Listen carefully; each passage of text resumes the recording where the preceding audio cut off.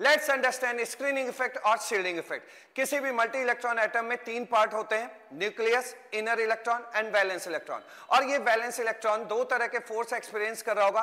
First one is nucleus इस valence electron को अपनी ओर खींच रहा होगा और इस तरह इस वैलेंस इलेक्ट्रॉन पे एक अट्रैक्शन फोर्स लग रहा होगा। और दूसरा ये जो इनर इलेक्ट्रॉन है वो इस वैलेंस इलेक्ट्रॉन को बाहर की ओर धक्का दे रहे होंगे, तो इस तरह वैलेंस इलेक्ट्रॉन पे एक रिपल्सिव फोर्स लग रहा होगा। और इसी रिपल्सिव फोर्स जो इनर इलेक्ट्रॉन और वैलेंस इलेक्ट्रॉन के बीच में लग रहा है, इसे ही हम स्क्रीनिंग इफेक्ट कहते हैं।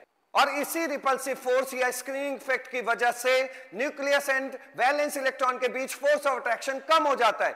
इसे हम ये भी कह सकते हैं कि ये इनर इलेक्ट्रॉन एक शील्ड की तरह, एक ढाल की तरह न्यूक्लियस एंड वैलेंस इलेक्ट्रॉन के बीच में काम कर रहा है। तो इस इनर इलेक्ट्रॉन्स का एक शील्ड की तरह काम करना ही स्क्रीनिंग इफेक्ट या शील्डिंग इफेक्ट होता है।